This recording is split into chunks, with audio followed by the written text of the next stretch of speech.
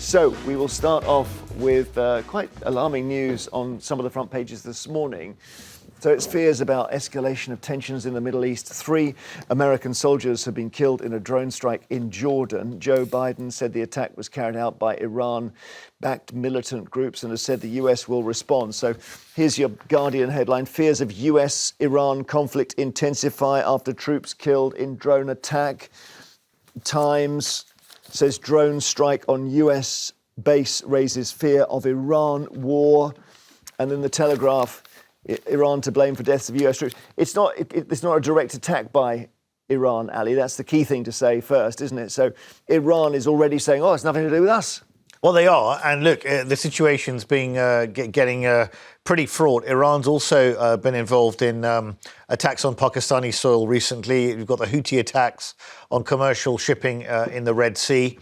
But you've got to look at this in a broader context of what's going on. There were absolutely horrendous attacks by Hamas on October the 7th, killing 1,200 Israeli citizens at that point. That was absolutely unforgivable. We've seen what's happened in response to that. Israel has a right to defend itself, but the way it's prosecuting that war has led to 26,000 deaths, according to the Gaza Health Ministry. And you've got Benjamin Netanyahu, on one hand, who's facing corruption charges and has every incentive to keep this war going. On the other side, you have Hamas, who have no desire to actually come to a peace settlement at all and release hostages. So you've got a complete mess. In the meantime, you've got 153 states at the General Assembly of the UN calling for a ceasefire.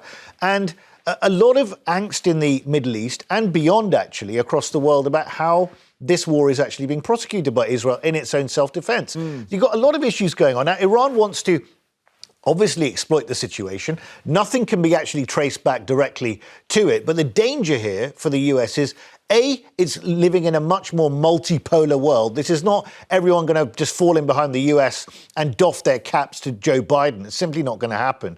And secondly, a lot of people on the Arab street and beyond are very, very upset with how Israel's prosecuting its war, albeit in self-defense. And of course, that's arguably that's the line of attack used by the Houthi rebels who are attacking the ships. They say it's because of Gaza. So this particular attack happened on a base in the northeast of Jordan, near the Syrian border, in a place known, can you see it in the centre there, as Tower 22. So, Iman, what are you concerned? It's basically lots of flashpoints all over the place, isn't it?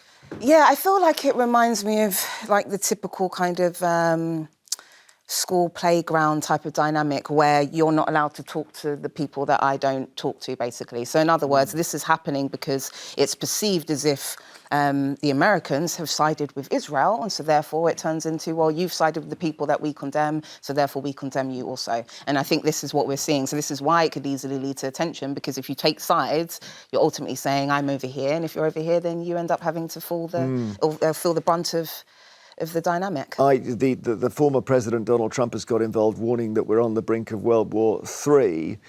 He says this would not have happened if he was president. I'll just say, by pure coincidence, somebody told me to listen to an audio book called The Trump Tapes. Now, this was while Trump was president. The famous journalist Bob Woodward did a lot of interviews with him, but it was just the dictaphone recordings. But they've now been put out so you can actually hear it. And I've just as I was coming in this morning, I was listening to this. Trump was talking about his relationship with the North Korean leader Kim Jong-un and saying that it was completely mishandled by Obama and George Bush, his predecessors. Have a listen. It was not good. They didn't have a clue. This is a different kind of a guy. And I hit him very hard. I said, we'll blow him to smithereens. I did things that I would normally... People said, he's going to get us into a war. Remember, they were screaming? My nuclear button is bigger than That's right. I said, he talked about the button, right? He said about the button on my desk. I said, my button's bigger than yours and my button works. So my button is bigger than yours and my button works. And I guess this doesn't sound funny now, because he may become president again. And the argument with him is, other countries feel so worried about his unpredictability that they don't do anything bad. So Iman, he said, I told Kim Jong-il I'd blow him to smithereens. Is that the approach the world needs? No, not even in the slightest. I think he's more reckless. and I think he will cause more damage, personally, as far as I'm concerned. And I think that he, like many other people, just in regards to our government, they do the same in terms of taking an opportunity during the height of madness to insult the opposition. Yeah, but his point is that as a result of him saying to Kim Jong-un, I'll blow you to smithereens and I've got a bigger button than you, they stopped nuclear testing. But it's a new version, to be fair to Trump, of the madman theory that actually kept peace during the Cold War, right? This was the thing about mutually assured destruction.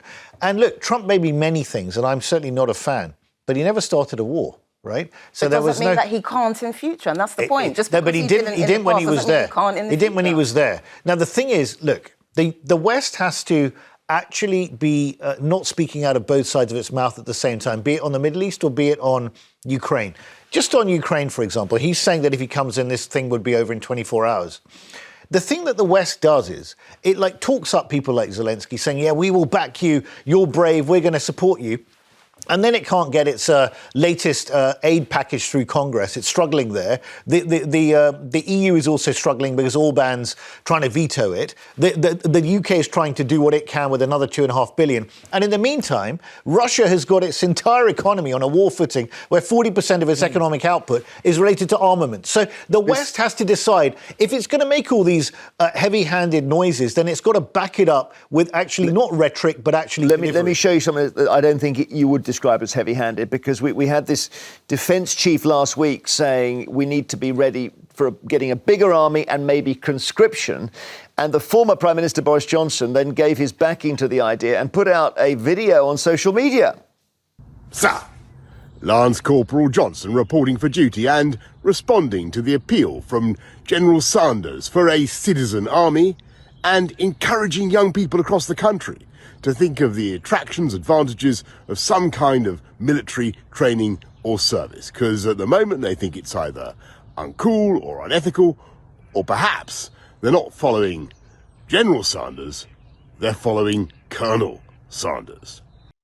Oh, I see. Yeah. I've just got that. The KFC reference. Iman, you go first on that. That's the war footing video. It's just so cringy.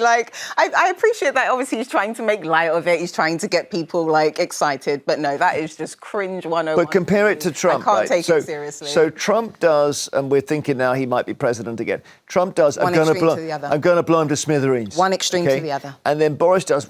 Lance Corporal reporting for duty. It's Dad's army versus Apocalypse Now. Exactly. What is it? It is. And we have a situation where the British Army now has 75,000 current staffing. It's having a massive recruitment and retention problem. Why?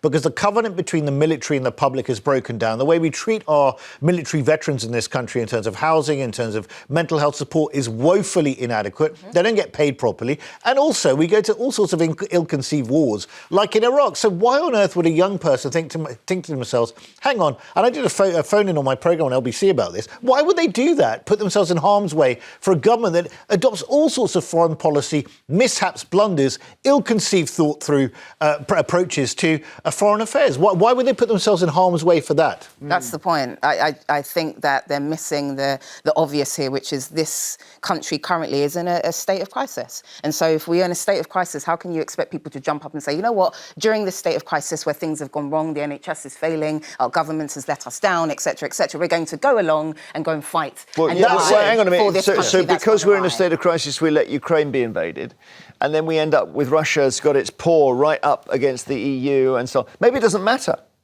Yeah, but we say that, but in 1962, when the USSR stationed missiles in Cuba, it nearly led to World War III. You see, the thing that the West has forgotten is, and I'm not an apologist for Putin in any way, I think the guy's he's a nightmare and he's totally miscalculated and a complete disaster what's happened for him in Ukraine.